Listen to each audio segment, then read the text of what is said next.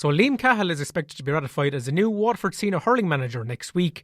And to give us a flavour of what he'll bring to the table for 2020, I'd delighted to be joined in studio by former Déise captain Brian Flannery. And Brian, I suppose Liam Cahill's record, it speaks for itself. Minor, under 21, under 20 All-Ireland winning manager with Tipperary. What do you expect him to bring to the Waterford manager's role?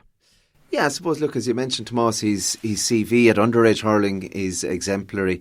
An All-Ireland minor title back in 2016, and he's gone on since to help Tipperary win last year's under 21, I suppose the last ever under 21 All-Ireland and the first under 20 All-Ireland this year, which is, a fair achievement for any manager. And, I suppose you'd have to assume that he's looking to, I suppose, broaden his experience and develop himself as a manager by taking, I suppose, a senior hurling manager's job. I mean, there's probably not that many of them. There's only maybe 8 or 9 Division 1 counties. So when a position comes up, it obviously piqued his interest. Somewhat, I suppose, a little bit surprised in that he's so, I suppose, embedded in the the Tipperary system that he's opting to jump ship and, move across the border and take the Waterford job.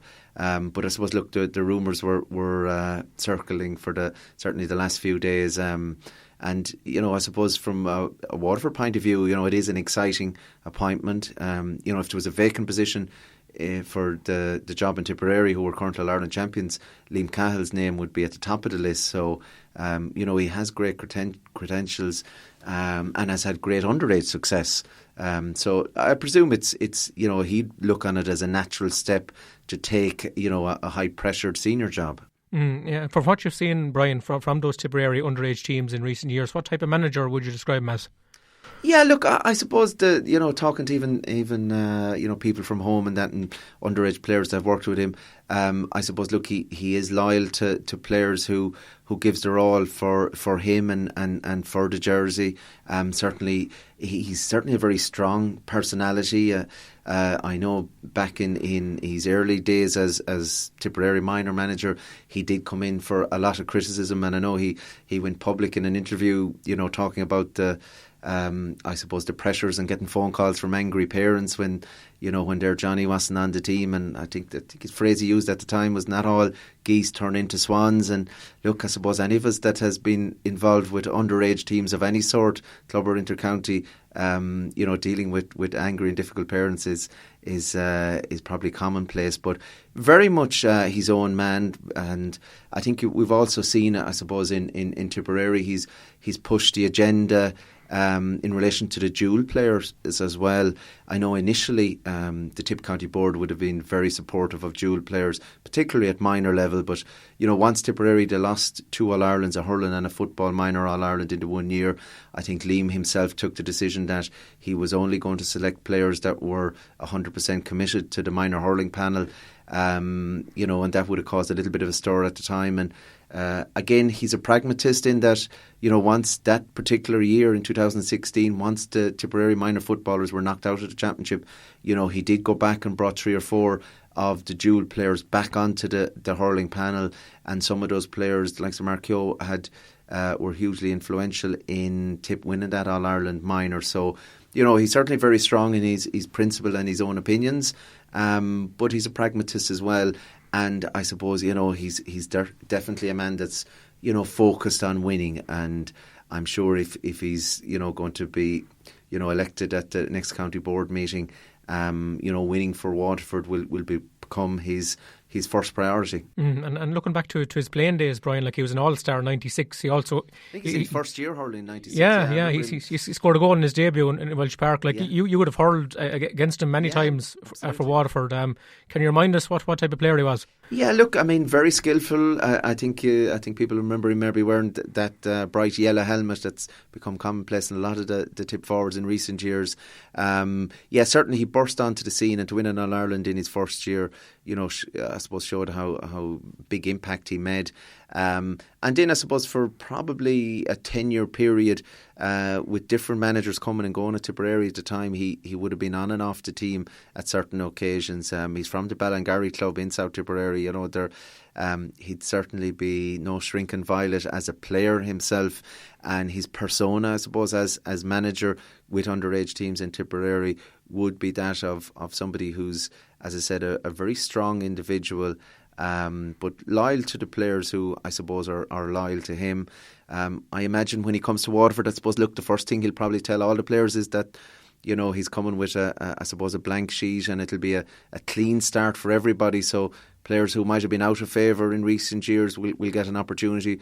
I imagine players will be excited as well. As I said, it's you know, he's a high profile manager, and you know, as we said, if the tip senior job was available, he'd be the favourite for it as well. So I suppose have somebody like that on board, and he, like, I suppose, look, I think Mikey Bevins is rumoured to be joining him. He would be his right hand man and has been in those successes with Tipperary. Yeah, how would he be regarded, Brian, as a coach? Yeah, very highly. I suppose again he's a forward, another very good corner forward with Tumivara in as a playing days, but has been instrumental as the hurling coach for Liam with those All-Ireland winning teams. And I suppose the other thing that Waterford supporters will be excited about is the style of play of those Tipperary All-Ireland winning teams. If you look at that under-20 team this year, putting up high scores. They got 8 goals against Wexford in an All-Ireland semi-final, and they had, I think, was it 4 goals in the first 5 minutes in the All-Ireland. But look, he's also able to overcome, I suppose, as a manager, he's proven he's able to overcome setbacks.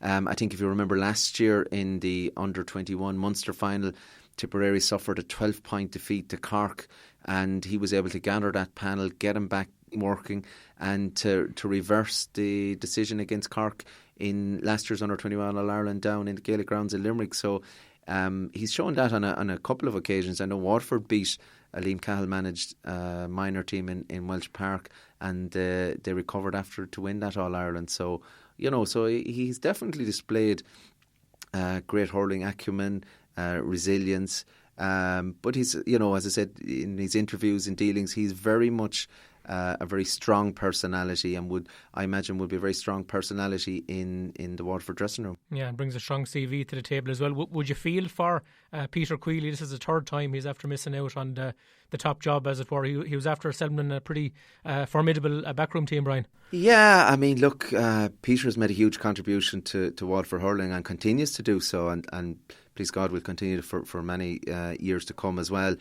Certainly, look, when somebody local like that fails to get the nod, and I think the more importantly, I suppose, the disappointing thing was the communication piece in relation to it. You had a number of media outlets who had anointed Peter as the manager in waiting, and it didn't turn out to be. I think maybe sometimes in haste to be the first to break news, accuracy is maybe left a little bit behind. Perhaps the county board could have done more on the communication piece as well. Certainly once the decision was made by the selection panel, I don't think it would have been unreasonable for the county board to make a statement that there is a name, and the name, if that was Liam Cahill, that was the name that was going to be put before clubs. I think that could have, it could have avoided a lot of the rumours and confusion, and certainly from that point of view, you'd have to feel for Peter Queally. He certainly deserved better than that. Yeah, certainly so. And Brian, I suppose we'll probably be expecting to see the new manager in the stand on Sunday for these county semi-finals. Dan Shanahan, we heard from earlier, is going for Ballygunner De La Salle, a county final, and would you go along with that? Yeah, look, it'll be hard to look beyond the two favourites. I think they're both are very sharp price favourites. I haven't said that. Look, I expect both Dungarvan and Mount St. To put up very strong challenges. Both those teams are coming in with form as well, so I don't think they have anything to fear. The game being played in Fraherfield, I know, look, a lot of supporters are very disappointed that the two semi-finals aren't on the one location. You'll have a mad dash from Fraherfield up to Welsh Park. It's certainly not ideal, and most counties, county semi-finals, you have double headers, whether that be Nolan Park in Kilkenny or Semple Stadium in Thurles. It is it's a big ask for supporters to go to two different locations, and Liam Cahill will if he's in attendance, will be getting used to the east-west dual county ground saga, and one wonders whether he'll certainly with the upcoming National Hurling League, would Liam Cahill favour splitting the games between the locations, or what most counties would have a designated home ground for all inter-county games. But look, we'll have to wait and see on that one. Yeah, I'm sure it'll be one of the first questions that he'll be asked about the whole Welsh Park debate once again. Not forgetting the Eastern Intermediate semi-finals, Brian, they're taking place on Saturday, a double bill in Welsh Park. Dunhill, Ballylaflore at 3:30, followed by Ballygunner second string against Portlaw at 5:15. Who are you tipping to make the final of this competition? Yeah, again, I suppose, look, two games, there'll be a big crowd, a lot of interest in the local clubs in that. Ballygunner are unbeaten, their second string. They could very well find themselves in an intermediate final. A lot of young players coming through, and just the strength and depth. You'd fancy maybe Ballygunner haven't been unbeaten so far. And I think Dunhill are, I suppose, the other outstanding intermediate team, certainly in the eastern side of the draw. So you could see Dunhill and maybe Ballygunner coming through in those games.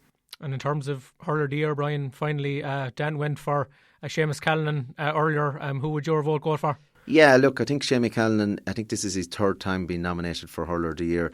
I think the last time in 2016 when he was nominated, having scored 9 points from playing an All-Ireland final and missed out on it, I think it's overdue, and I think he certainly deserves it. It is interesting that this time around there's just one Tipperary player nominated, as opposed to, I think on that occasion Páirce Maher was also nominated. There's always an argument when you have two from one county that they're taking votes from each other. So surprised not to see Noel McGrath on the list. Yeah, I mean, I just wonder, was there a decision taken by the organising committee just to have one Tipperary nomination to avoid the situation where, if you had Noel McGrath and Seamus Callanan, that again, that maybe the best man would lose out. So that may well be the case. So I think Seamus Callanan, on not just this year but certainly for the last 5 or 6 years, has been one of the outstanding players. And it's hard to argue, for somebody that got a goal in every championship game this season, that he doesn't deserve hurler of the year. Well, Brian, thanks very much for dropping in today, and we'll catch up with you again soon. Thank you. We love Waterford. We are WLR. Well, the semi-finals of the County Senior Camogie Championship will be held on Saturday afternoon. Waterford's big names will be on show in a double bill at the WIT Arena. Defending champions Galtier will put their title on the line against St Anne's in the curtain raiser at 2 o'clock, while Betcarton's De La Salle will face Lorraine Bray's Cappoquin in the second game at 4 o'clock. Blue and white. We are blue and white. We are WLR. So David Fitzgerald will stay on as Wexford hurling manager after agreeing a new 2-year term on Thursday night. And delighted to welcome back to the show 1996 hurler of the year, Larry O'Gorman. And Larry, what's your reaction to the news that Davy is back on board? It's great news from a player's point of view anyway, because they were really upbeat about getting Davy back. They were really behind it. They were on the county board hoping that they would try and get Davy back, and there was a little bit of delay for the last number of weeks because people weren't sure whether Davy was going to come back, and then there was rumours that he was going to go to Galway, and there was all sorts of strange rumours going around that Davy found it difficult enough for the last number of years travelling up and down to Wexford, and I think the last 3 years sort of paid off in a small way in terms of winning the Leinster Championship this year has brought to us, and there would be a good bit of success, seeing that we've been starved for numbers of years of that glory. But it's pretty optimistic now with a lot of supporters in Wexford. They were thinking overall, that has Davy sort of spent his time in Wexford, and is he going to go somewhere else? But I think the local and social media in Wexford are all backing Davy to come back to Wexford, and I'd say they'll be all upbeat as well as much as the players. And it's good for Wexford hurling, but the next 2 years will tell. Can Davy bring us one more further to an All-Ireland final, or maybe an All-Ireland success? But that's in their hands now. It's not in the public hands. It's up to Davy and the rest of the team if they can manage that.